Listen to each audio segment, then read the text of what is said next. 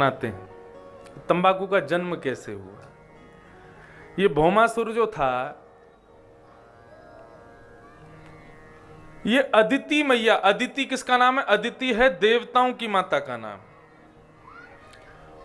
अदिति मैया के कुंडल और छत्र चुरा लाया था। तो देवताओं ने खूब प्रयास किया लेकिन इसको नहीं मार पाए। तब भगवान से प्रार्थना की आप मारो। तो भगवान ने कहा दोनों काम हो जाएंगे, अदिति मैया के कुंडल और छत्र भी मिल जाएंगे और 16,100 राजकुमारियां भी मुक्त हो जाएंगी।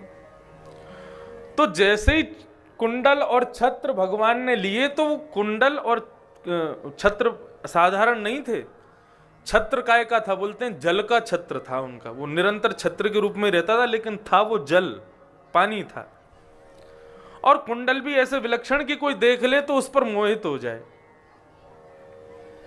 कुंडल और छत्रों को देख करके सत्यभामा जी मोहित हो गए और उन्होंने भगवान से प्रार्थना की कि ये कुंडल छत्र हमें दे दो। भगवान बोले हैं तो ये अदिति के, लेकिन कोई बात नहीं, देवताओं का हम इतना काम करते हैं, इतने राक्षसों को मारते हैं, तो इतनी सी चीज के लिए, इतनी सी वस्तु के लिए देवता कुछ नहीं कहेंगे। ठीक है आप रख लो इनको, हम देवताओं को दूसरे बनवा देंगे।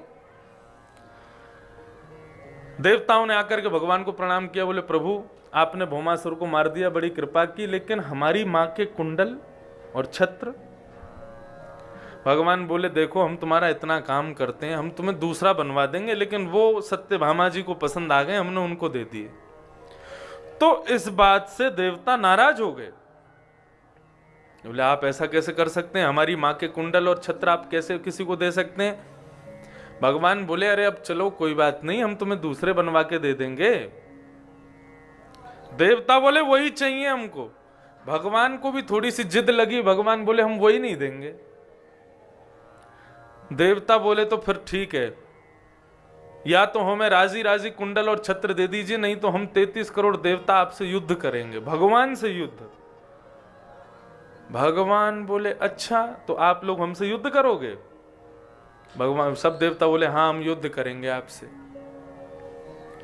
भगवान बोले तो ठीक है, कब आना है युद्ध करने? वो कल आप आ जाओ अपनी सेना लेके। बोले सेना नहीं, मैं अकेला ही काफी हूं तुम्हारे लिए, कल पूरे स्वर्ग को देव विहीन कर दूंगा मैं। लेकिन ये देवता बड़े चतुर हैं। इंद्र ने सुरभि माता गौ का एक यज्ञ किया और गौ प्रसन्न होकर के इंद्र के सामने प्रकट हो गई। बोले वरदान मांगो इंद्र, क्या चाहिए?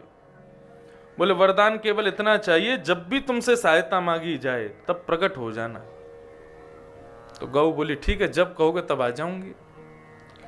आज जैसे ही देवता समस्त अपने हाथ में वज्र लेकर के खड़े थे, सामने भगवान अकेले आए हैं गरुण जी पर बैठ करके, शंख चक्र गदा पद्म चतुर्भुज रूप में। भगवान युद्ध करने के लिए देवताओं के पास पहुंचे। देवताओं ने कहा तो ठीक है प्रभु युद्ध प्रारंभ करें। बोले करो।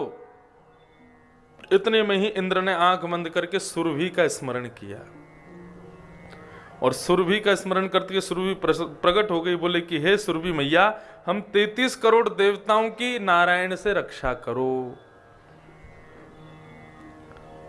सुरभि ने 33 करोड़ रूप धारण कर लिए और प्रत्येक देव के सामने आकर के खड़ी हो गई और भगवान को कहा कि यदि आपको इस देवता को मारना है तो पहले मेरा वध करना पड़ेगा।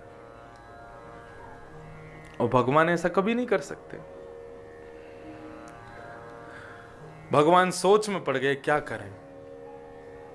तुरंत भगवान दोबारा गरुण जी पर जाकर के बैठ गए और गरुण जी को कहा कि गरुण वापस चलो। लेकिन गरुण जी इतने कोपायमान हुए, बोले कि भगवान गौ के लिए क्या नहीं करते? गायों के लिए तो भगवान पूरी लीला कर रहे थे और वही गाय आज भगवान के विपक्ष में खड़ी है। सुरभि ने नेत्र सजल से भर गए, इंद्र को कहने लगी इंद्र तूने मेरा दुरुपयोग किया है, इसलिए तू दरिद्र रहेगा हमेशा। भगवान के सामने मेरा प्रयोग किया है। भगवान क्रोध में भर गए, गरुण जी से कहा गरुण जी चलो यहां से।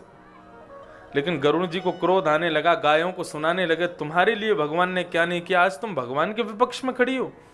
गायों ने कहा हमें क्षमा कर दो, हमने इंद्र को वचन दिया था, हम क्या करते हैं। तब गरुण जी का कोई ऐसा भाव नहीं था कि गायों को ठेस पहुंचावे, लेकिन गरुड़ जी ने क्रोध में भर करके जैसे ही अपने पंख फैलाए हैं और जैसे ही हवा में उड़े हैं, तो गरुड़ जी के पंखों से निकलने वाली हवा से 33 करोड़ देवता गायों के सहित नीचे गिरे। जैसे ही वे गिरे तो गऊ के शरीर में कहीं पर कुछ थोड़ा सा कटा और वहां से रक्त निकल करके पृथ्वी पर गिरा, वही गुटके के रूप में जन्म ले गया। ये कथा बताई जाती है। यदि कोई व्यक्ति तंबाकू खाता है, पान खावे कोई बात नहीं, तांबुल खावे कोई बात नहीं, लेकिन यदि तंबाकू का मिश्रण करके और जिससे मन बुद्धि बिल्कुल विचलित हो जाते हैं, ऐसे तंबाकू का मिश्रण करके यदि कोई खाता है, तो फिर सोच लो आप क्या खा रहे हो। ये तंबाकू की जड़ी बूटी कहां से प्रकट हो रही है? ये वहां से प्रकट हुई। भगवान ने बनाया ही क्यों इनको? ये बनाया नहीं है, ये स्वयं आई है पृथ्वी पर। तो ये है तंबाकू के जन्म की कथा।